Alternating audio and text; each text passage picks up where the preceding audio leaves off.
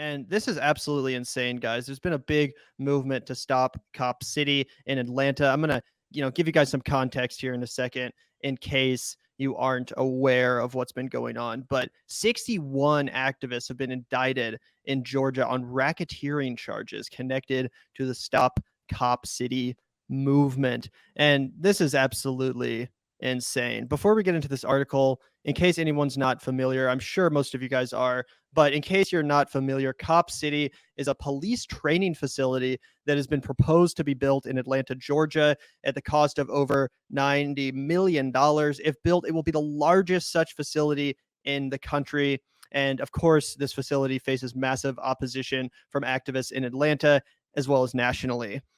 Here's what you need to know. Cop City will fuel the criminalization of marginalized people and further expand the carceral system.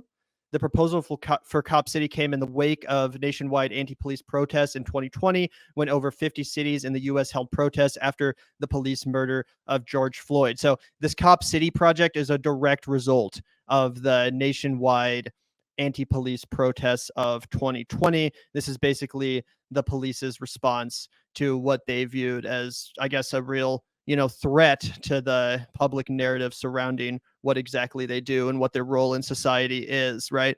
Cop City is also incredibly bad for the climate. It's slated to be built on the largest green space in Atlanta, the South River Forest. It will include a mock city to to practice urban warfare, burn towers, bomb simulations, multiple firing ranges, and helicopter launching pads. Environmentalists have been sounding the alarm on Cop City since its proposal, citing the Weelaunee Forest as one of the four lungs of Atlanta and voicing concern that destroying the forest tree canopy will accelerate the urban heat island effect.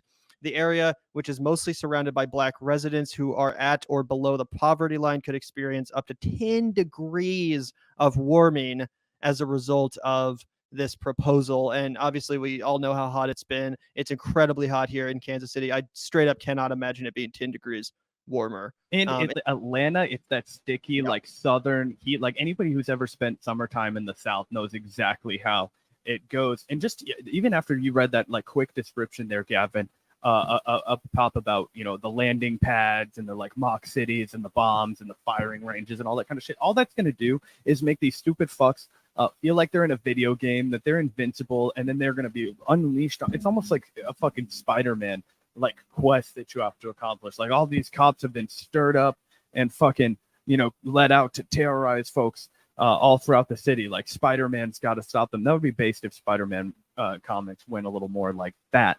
But anyway, like it's just completely ridiculous. They're gonna be all juiced up. They're gonna be fucking, ready to go, ready to like see conflict and fucking instigate anywhere. Because if you're not taught good conflict and de-escalation skills, it's really easy to, when you're in tense situations, to escalate shit. And if you just walk in there like and you just got out of like feeling like you were in fucking Call of Duty Modern Warfare, and now you're just unleashed onto the streets with a fucking gun, yeah, you're basically just gonna go out there and become a terrorist. You're gonna become like a fucking like just a thug out there, which is what the police are, right? Gang control, for the capitalist class, for the establishment. And then on top of that, as the global warming occurs and temperatures rise, people also get way more fucking easily triggered. They get more flustered easily, angry easier. There's this book called The Climate Wars that kind of outlines how that could be particularly dangerous when it comes to parts of the Middle East and India, where there's already a lot of nuclear conflict going on.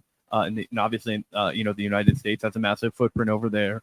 I'm not putting it on those countries. That's just where it's going to get the fucking hottest first. And that in the hottest situations, when people are like on the fence about doing something, it's like, how they have the expression cooler heads prevail. That's because when you're in a cooler temperature, you're actually going to make a more rational decision than when it's blistering hot outside. So all of these things are going to compound to make things worse for the residents of Atlanta. And it's just clear as day that this is about, preparing for any backlash that is going to come as a result of, the economic stress and whatever else that they're looking to see in the future. Right. Yeah. 100% correct, Zach. And yeah, as this article outlines, and as we have outlined before, Cop City is basically the epitome of fascism. It's eco-terrorism. It's the extension of the police state. It's the complete normalization of the culture of police violence that we all live in and are basically forced to tolerate at gunpoint. So yeah, I mean, it's absolutely insane. And as it said, not only is it bad, from a police abolition perspective, not only is it bad if you care about police brutality and the way that our taxpayer dollars grossly overfund police departments while other community resources remain completely underfunded. Not only is it bad for all of those obvious reasons, but as it explains here, it's terrible for the environment. They're basically going to destroy a forest in Atlanta, which, by the way, is surrounded by black communities who are now going to have to live right next to this fucking cop city. The Wallini forest is necessary to maintain decent air quality, as forests in Atlanta absorb as much as 19 million pounds of air pollutants each year. The sewage pollution in the South River has been a major issue for over a decade, and in 2021, it was named one of the most endangered rivers in America. Building Cop City would exacerbate this pollution, adding lead from gun shells and bombs to the list of pollutants in the river. So yeah, obviously this is worth opposing for a variety of issues. And the reason why I wanted to remind everyone of this context is, as I mentioned, 61 activists have been indicted in Georgia on racketeering charges connected to the Stop Cop City movement. 61 people indicted following a long-running state investigation into protests against a proposed police and firefighter training facility in Atlanta that critics call Cop City. In the sweeping indictment, prosecutors allege the defendants are militant anarchists who have supported a violent movement that prosecutors trace to the widespread 2020 racial justice protests. The August 29th indictment under the state's racketeering law, also known as a RICO law, was released by Fulton County officials on Tuesday and was brought by Republican Attorney General Chris Carr. The Stop Cop City effort has gone on for more than 2 years and at times veered into vandalism and violence from the frickin' police, by the way. That's Also, what the AP is not telling you.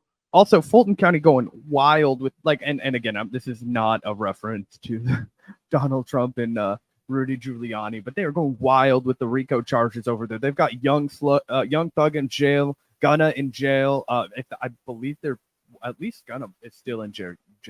One of them might have gotten out. Gunna might have gotten out, or one of them still in there. Either way, just like regular ass rappers, because of the Young Slime Life thing, and they're like, oh, it's gang affiliated and all that kind of stuff. They're just going absolutely nuts with using RICO charges to go after anybody the fuck they want in Georgia right now. And like I said, I'm not saying it's never justified to go to use the RICO charges, but there are multiple instances where they're just doing it as like shady cop practices. Both to go against activists, but also to go against like rappers for trying to connect their lyricism to gang-related violence, which is like a tale of all this time. 100%. And as this article says, the Stop Cop City, the veered into vandalism and violence. What the AP leaves out is that the violence has been at the hands of the police department, who assassinated an unarmed activist, killed them, in cold blood. Opponents say they fear the Atlanta Area Training Center will lead to greater militarization of the police, and that its construction will exacerbate environmental damage in a poor majority black area. And by the way, opponents do not fear that will happen. They know that will happen. That's why they are trying to stop Cop City. The majority of those indicted were already facing charges stemming from their alleged involvement in the movement. More than 36 people faced domestic terrorism charges in connection to violent protests. 3 leaders of a bail fund have been accused of money laundering, and 3 activists were charged with felony intimidation after authorities said they distributed flyers calling a state trooper a murderer for his involvement in the fatal shooting of an environmental protester in the woods. Wow. They charged activists with felony intimidation for distributing flyers calling a cop who murdered someone a murderer. Wow. Yep, pigs protect pigs, man. That's what it is. You know what I mean? This is just intimidation. It's retaliation. It's disgusting. It's a gross abuse of power. Crazy. RICO charges, which were literally used to bring down mob bosses, right? Which is why I think it makes sense to be used against a guy like Donald Trump and Rudy Giuliani, who literally did engage in like like mob instruction, basically, insinuating things and instigating things and actually, like if you watched Rudy Giuliani that day, like, and listen to him, excuse me, there's no doubt that he was like gearing these motherfuckers up to try and steal the election. And then on top of that, the days and days and weeks after of like trying to, intimidate everyone into not going along. That's clear RICO charge behavior. That's like mafioso shit. But activists protesting their government, protesting the presence of police, this is just shredding our First Amendment right. And they're trying to, they've already expanded all the laws that make it easy for them to just throw you away without giving you a fair trial, as long as they tack the word terrorism onto your charges. And that's exactly why they're going to start using it to come out after environmental protesters and decarceration protesters and, prison and police reform protesters and all that kind of stuff, because it's the one way that they'll be able to throw you out without a key. And then it'll send a message to everyone else that, hey, you cannot protest the police in this country. It's truly gross and disgusting. Yeah, 100%. And obviously all these charges are ridiculous, but charging people with felony intimidation for literal First Amendment free speech, you can't distribute flyers calling a state trooper a murderer when he literally killed an unarmed activist. Like, obviously these are all ridiculous charges, but that one specifically, I'm like, you're really overplaying your hand here. This might backfire in a serious way when people get wind of this. And by the way, as Josh Hill pointed out on Twitter, when the state hands down RICO charges for passing out Stop Cop City flyers and bailing people out, and the date of George Floyd's murder is on the indictments, they're telling you that this is about a limitless police state where cops can act with impunity and resistance is illegal, which I thought was really well put, because let's be honest, this is what this is all about, right? All of these charges are fake. This is all about the state refusing to allow people to resist, refusing to allow people to protest. This is all a result. Cop City itself is all